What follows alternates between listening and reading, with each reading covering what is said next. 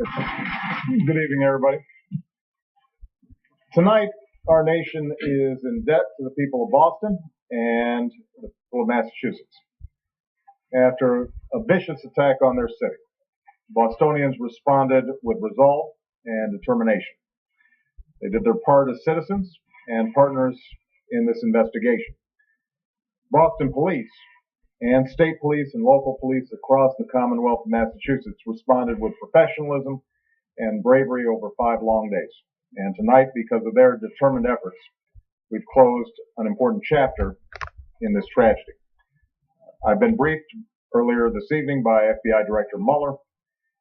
After the attacks on Monday, I directed the full resources of the federal government to be made available to help state and local authorities in the investigation and to increase security as needed. And over the past week, close coordination among federal, state, and local officials, sharing information, moving swiftly to track down leads, has been critical to this effort.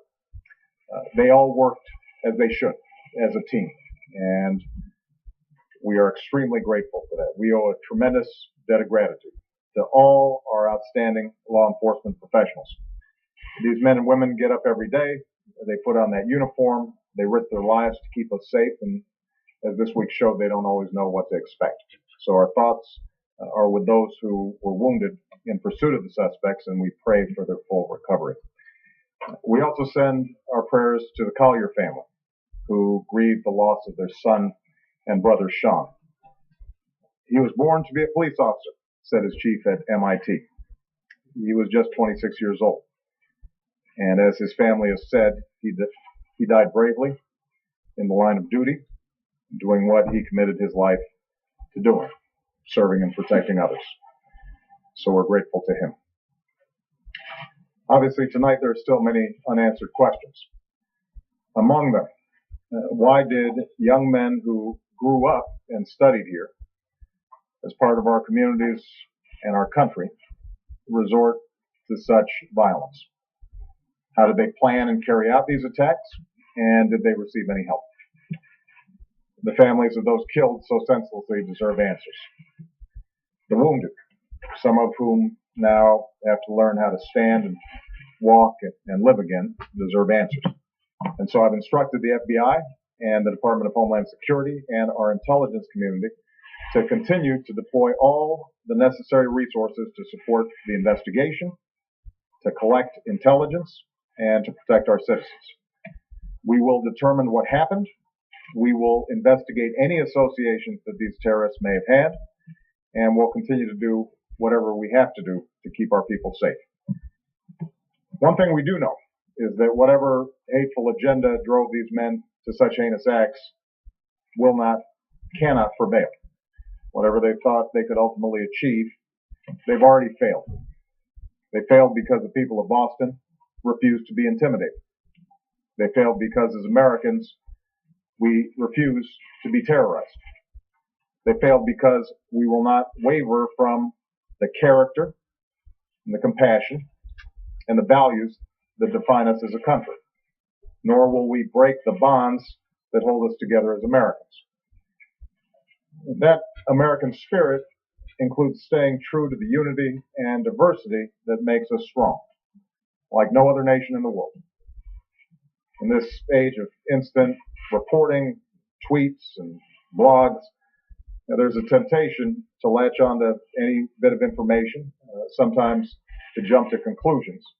But when a tragedy like this happens, with public safety at risk and the stakes so high, it's important that we do this right. That's why we have investigations. That's why we relentlessly gather the facts. That's why we have courts. And that's why we take care not to rush to judgment. Not about the motivations of these individuals, certainly not about entire groups of people. After all, one of the things that makes America the greatest nation on earth, but also one of the things that makes Boston such a great city, is that we welcome people from all around the world. People of every faith, every ethnicity, from every corner of the globe. So as we continue to learn more about why and how this tragedy happened, let's make sure that we sustain that spirit. Tonight we think of all the wounded still struggling to recover.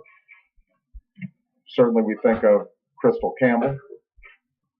We think of Ling Su Lu. And we think of little Martin Richard.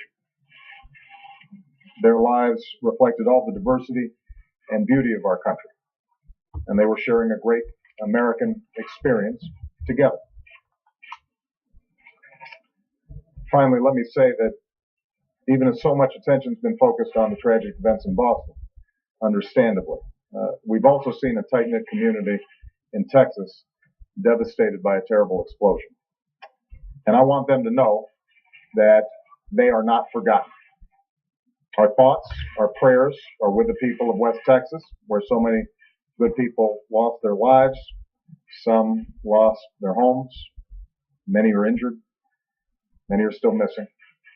I've talked to Governor Perry and Mayor Muska, and I've pledged that the people of West will have the resources that they need to recover and rebuild.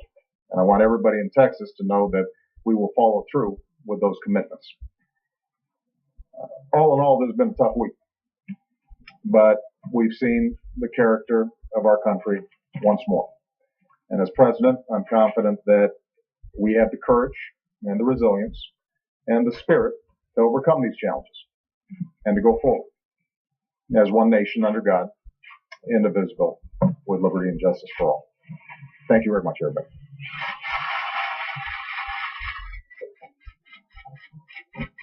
Well, the most enduring quote